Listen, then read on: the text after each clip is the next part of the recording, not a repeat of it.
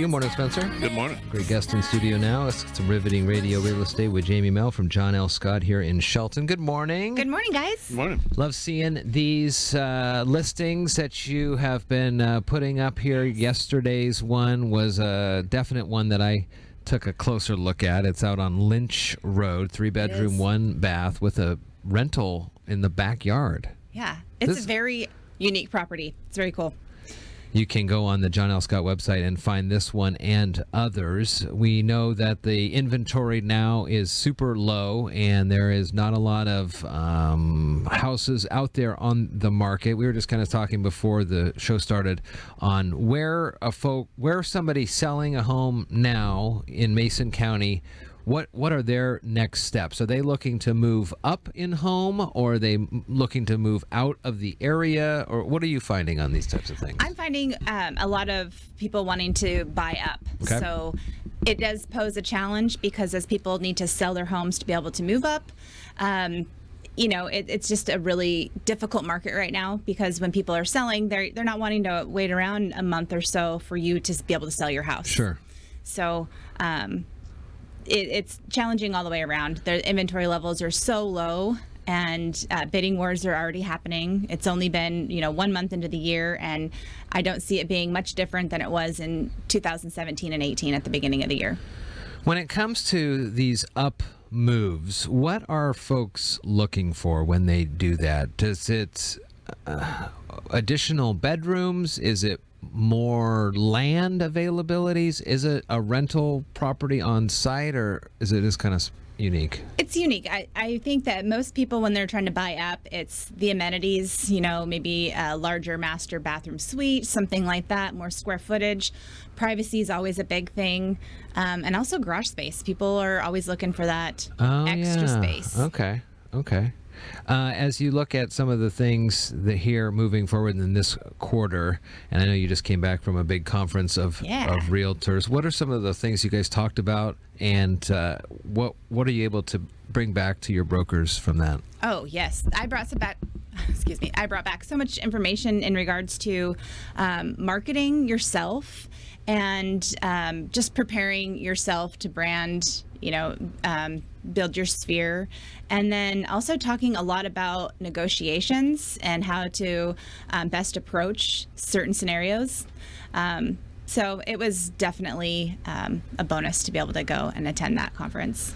When you talk to your brokers about having them getting their names out there, what are some of the ways that you encourage them to do that? Is that like going to the chamber after hours, or is that just having a stack of business cards everywhere you go that you can always hand out if you're stuck in line at a grocery store, or start conversations with strangers and stuff like that? That's a great question, and that's pretty much it. It's just getting yourself out there and building that relationship of trust and knowledge. So whether you're attending after hours events or, again, just meeting people, just having the conversation. Obviously, we're in the sales business, but that fine line of making sure people know that you have the knowledge to share without being pushy is really a goal that I hold, and I know that a lot of the agents in my office hold as well.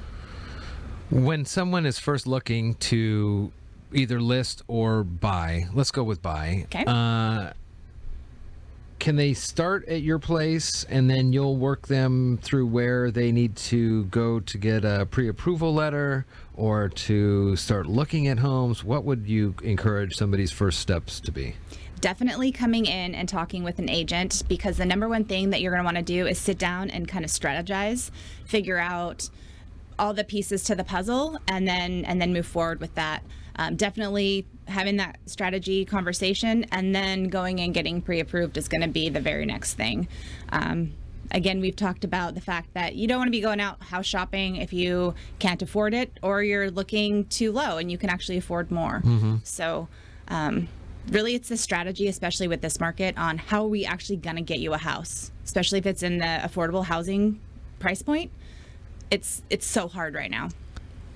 That was my question too. Is it's just going to get harder, right? As people pour out of Seattle, and then everything in the neighboring counties get more expensive, and then they go out further, maybe even to Grays Harbor. I mean, they're just kind of pushed further and further out. So the outlook, I would think, in 5 years would be we'll be looking back at the prices today and wishing they were still around what they are, right? As high as they're getting. That's my opinion. I think the appreciation is just going to keep on happening. Yeah. And, I know a lot of people who are buying land now because they can't find their home. So they're building. Wow. How much does it cost to kind of start this process? Because there's costs involved with it in each step of the way. You got to do your credit checks and this and that, the other thing. I mean, so you're not just blindly putting bids on places. You want to make sure you know what you're going to do. What's kind of that upfront cost? It's been so long, I don't remember but there were certain things that we had to pay for along the way. Certainly. So as you start approaching a contract, you're going to want to be talking about earnest money down on a purchase and sale. You're going to want to talk about, especially with the lender, what kind of appraisal fees are you looking at? We're going to talk about inspection fees and what that might run for the property. And then from there, it's just then the closing costs. So at the same time, we're having that conversation with your lender. Where are they? How much money do you have in the bank? And looking at the full picture. Okay. What's the address over there? How do people get in touch with you? Yes, they can pop over to 306 West Railroad Avenue here in Shelton, and they can reach us at 360-426-3319, and always our website, which is johnlscott.com. What do you got there? Oh, I had some information about renovations and the greatest return on your investment. Let's do that. You want to do that real quick? Yeah, we have some time. Okay, so I have the top 6 things, and number 1 is garage door replacement. So you're looking at recouping about 97% of the cost with that. Man, my garage door the other day, I don't know what, something happened. Yeah, kind of weird, huh? It just sounds not good.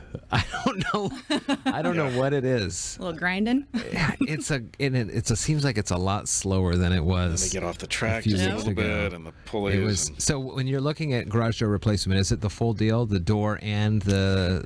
This would probably just, I'm assuming, the door, but it might be the whole thing. What are your thoughts on painting garage doors? Like the color of the house, you like that? I think so. Sarah did that, and it looks so much better because it was just kind of that off-white, and then she did it that like mahogany color, and it really made it pop. The other thing is that people buy those magnetic hinges and the magnetic latches and windows even too to make them look like they've got windows. Really? You ever seen that? No, I have not. Yeah. Because I was the magnets off of people's garages. Yeah, exactly. I'll take this. You can like if you have kind of like you're opening a barn door. Okay. You can put magnets. I didn't know that. On the garage door, and it really classes it up a little bit. Huh. Well, hey, that would be an easy return. That's an easy one. Really? Wow. Yeah. No, it's cool, and they can make make it look like it's got windows. Yeah. That's really kind of cool. Interesting. Yeah, it's kind of neat. What else you got on there? Okay. Number 2 is that manufactured stone. So replacing any section of like siding, maybe right around the door, just to add that extra character to the house. And you would be recouping about 94.9% of your investment there.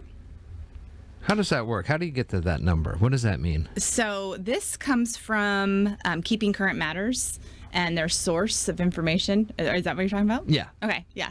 So I mean, so I'm going to pay $1,000 to restone the front thing, and I'm going to get $940 back. Essentially, in your sale price. Okay. Yeah. Okay. Yeah, and the value of the home. Oh, I could do that too in the front. Yeah. Because you'd want to make sure that if you're going to do that, you don't want to have like dark stone and then some like a light house. You want to make sure it matches. Nice. And something that's not too dated either, huh? That's a big thing. Yeah. You don't want something that 5 years from now someone's going to say, oh, man, I don't like that look. Yeah, exactly. I got that. Unless they're magnets. So you can just take them off. What else is on there? Magnets. And then, as always, a kitchen remodel is a great thing. Classic. Yeah. And so the return on that is about 80%. Okay. So it's a good, but that's a huge investment. But that's there a are lot things bigger. that in the kitchen upgrade that aren't that big of a return. Certainly. Right. Not a whole renovation that you can do. Yeah. Definitely. But like maybe a better island space. Better island space, new appliances, depending on how that might be, or countertops too.